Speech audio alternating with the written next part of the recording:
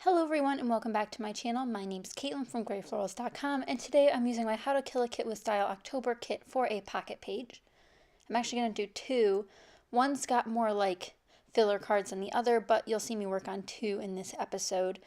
I've dove into I wouldn't say a new project. I'm diving into a different project than the ones I have been working on.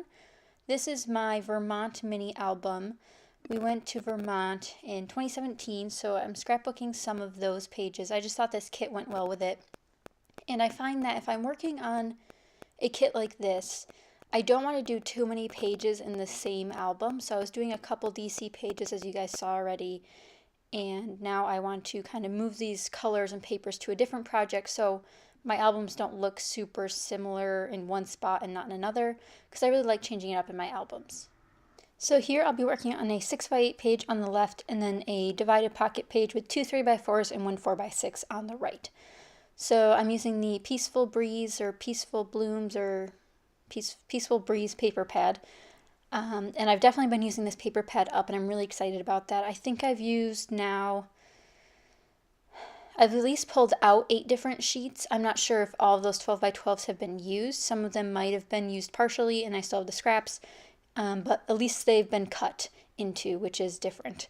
It's better than it just sitting there. So I'm starting off with this beautiful, beautiful floral paper as a 6x8. I do look through my other 6x8 paper pad, which I don't think I've used at all yet in this album at all. So I'm going to use this floral one that I had picked out. And this picture is going to go on top of it. And this picture is of the Vermont Teddy Bear Factory, which I didn't know was a thing until we went there. I don't know anything about it until I went there. So we did visit there. That was one of the first things we did when we got there.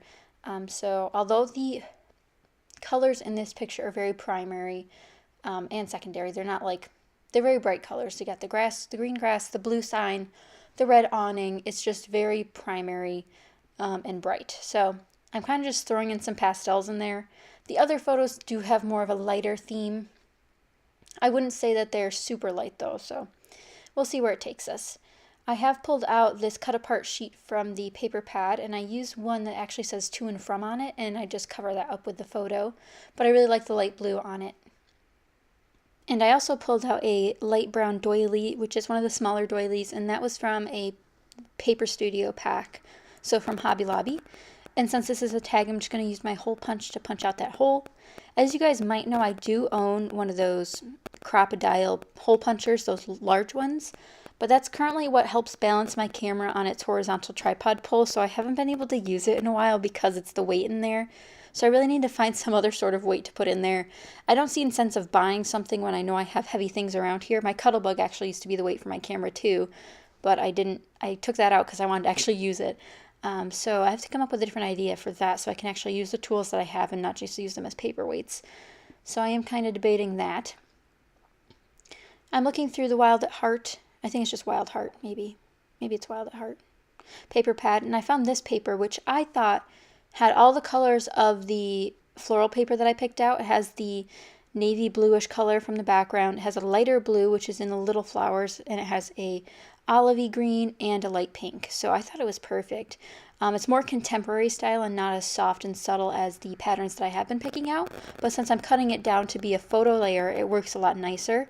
And I also really love that white background on it because it helps the photo pop off the navy background, like I mentioned before. Here's where I decide to move one of these photos to the other side of the pocket page, which I do have a process video coming for that one as well, using the same kit. So I put in a journaling card there instead because I thought, well, I don't really need another picture of the exact same sign on this page, but it is a great picture to use for a different part of the story. I originally had this pink washi tape down, but I don't think I end up keeping that washi tape. I think I change it out maybe. But that's another cut apart banner on the right there from the same cut apart sheet. It just has 3 little hearts, a pink, a green, and a blue, which again pulls in the same color scheme. And I'm just covering up some blank space in this photo. It's like the back of a shelf or something. This photo, it's hard to tell, but it's actually the Teddy Bear Hospital. So this company repairs your bear for life. So if anything ever happens to the bear, they will repair it. And so they have scenarios set up where bears have gotten injured including like vacuum cleaners and things like that, are out to show what could happen, and that they'll believe any story and help you fix it. So here I pull out the navy twine, that's not twine, embroidery floss, that's in my stash kit, and I'm using that, which I originally wanted to use that for stitching, and I haven't done any stitching yet, so maybe I'll get to that before October's over. But I have been trying to use up the more unique things in my stash kits lately. Obviously I'm going to use the papers, but like using the stamp sets, using up the bits.